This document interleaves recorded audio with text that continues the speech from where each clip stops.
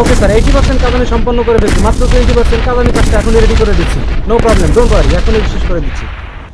ওহ, current নাই, current নাই, current নাই, কারেন্ট নাই, কারেন্ট নাই। তীব্র তাপমাত্রা ঘরের মধ্যে, তাই অস্বস্তিতে ঘর থেকে বাইরে দৌড়ে গায়ে বাতাস লাগাচ্ছি, কারণ একটাই, কারেন্ট নাই, কারেন্ট নাই, এই জন্য দৌড়ে বাতাস লাগাইতে। জুড়ে জ্বালাতন করব কিছু আলাপন, আমার সংসারের সকল সুখের মূল যেখানে, আমি কথা বলতে যাচ্ছি সেখানে, কিন্তু সব আয়োজন যখন সম্পন্ন, কারেন্ট নাই।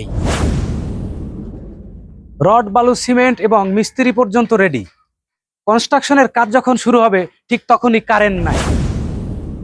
স্কুল কলেজ ছুটি দিয়েছে বিদ্যুৎ সাশ্রয়ের জন্য, এখন ক্লাস প্র্যাকটিক্যালি হবে না, হবে অনলাইনে।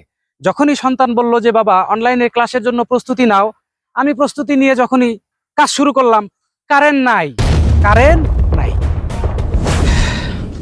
ক্লান্ত শরীরে আপনি যখন বিশ্রাম নিতে যাবেন, আপনার নিজের নীড়ে, যেখানে শান্তির নীড় বলে আপনি যাকে জানেন, ঠিক সেই জায়গায় গিয়ে যখন দেখবেন যে না, ঘামান্ত শরীর, ক্লান্ত শরীর, পরিশ্রান্ত, আপনি এখন ক্লান্তি দূর করার জন্য একটু বৈদ্যুতিক পাখা চালু করবেন, কিন্তু না, সম্ভব না, কারণ কারেন্ট নাই, কারেন্ট নাই।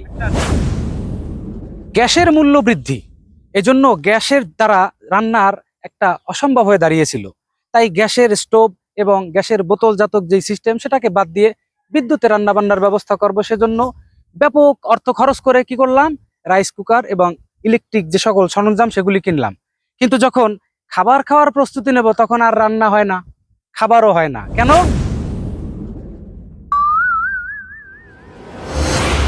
কারেন্ট নাই, কারেন্ট নাই। প্রাকৃতিক ডাকের বিশেষ প্রয়োজনে যখন আপনি টয়লেটে গেলেন আপনার প্রয়োজনীয় কাজ সারার জন্য, কিন্তু সেখানে যখন গেলেন, আপনার কাজ সম্পন্ন হওয়ার পর সর্বশেষে পরিচ্ছন্নর যে জায়গাটা, সেখানে গিয়ে দেখলেন যে পরিষ্কার হতে পারছেন না, কারণ টেপ থেকে পানি পড়ছে না। কেন পানি পড়ছে না জানেন? তাই মোটর ওপেন করা যায়নি, তাই পানি নাই। তার মানে এখানেও সমস্যা কি, কারেন্ট নাই, কারেন্ট নাই। সাধারণ কর্মঘণ্টার 2 ঘন্টা আগেই ছুটি, এখন প্রত্যেকদিন কোম্পানি আমার কাছ থেকে উল্টো 2 ঘন্টা কেটে নেবে।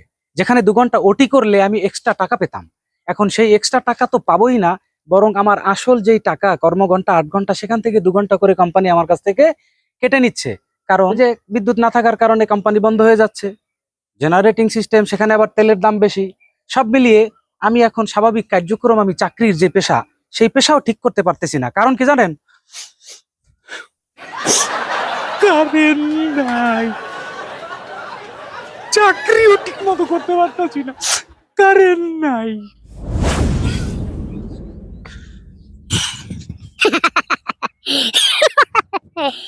হাসছি কেন? এক রিক্সাওয়ালার পরিবারে তুমুল তর্ক, একেবারে হাতাহাতির পর্যায়ে। স্ত্রী বলছে তুমি কাজের জন্য ঘর থেকে বেরোবে, এখনো ঘরে কি করছো? কিন্তু স্বামী বলছে আমি তো বের হতে চাই, কিন্তু কিভাবে বের হব? বের হবার জন্য আমার যে গাড়িটা চালাই, যে অটোরিকশা ব্যাটারি চালিত, সেটা আমি চালাতে চাই, কিন্তু আমি তো ব্যাটারি গাড়ি নিয়ে যে বেরোবো, গাড়িতে তো চার্জ হয় নাই সারা রাত। কেন চার্জ হয় নাই?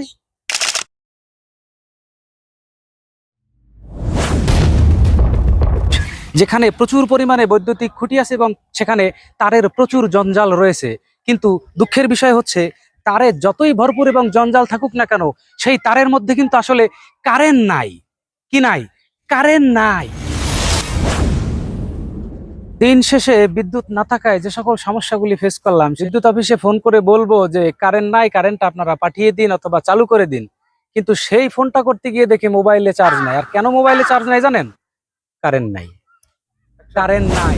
ডিউটি শেষে ফিরেছি ঘরে আরাম করার জন্য, কিন্তু ঘরে গিয়ে ঠাঁই নাই। ঘর থেকে বেরিয়ে এখন এই দোতলায় কৃত্রিম মাচার উপরে বসে আমাকে বাতাস নিবারণ করতে হয়েছে একটু স্বস্তির জন্য। কারণ কি? কারণ কারেন্ট নাই, এই রকমের কারেন্ট নাই, খালি প্রত্যেকটা দিন কারেন্ট নাই। আকাশে মেঘ জমেছে, ঝিরিঝিরি বৃষ্টির সম্ভাবনা, বিজলিও চমকাচ্ছে, আর খোলা মাঠে মানুষ আরাম করতেছে। ঘরে থাকার স্বস্তি নেই, কেননা কারেন্ট এখন চলে যাবে, এই যে একটা পূর্বাভাস, এটা ইতিমধ্যে এখন সকলে জানে। যখনই আকাশে মেঘ হবে, বাতাস হবে, বিজলি চমকাবে, বৃষ্টির সম্ভাবনা দেখা দিবে, এই সকল বিষয়গুলো যখনই আমাদের সামনে আসে, ইতিমধ্যে এই অভিজ্ঞতা থেকে বলা, সকলে একটা বিষয় পরিষ্কার, সেটা কি? এখনই চলে যাবে কারেন্ট, কারেন্ট থাকবে না।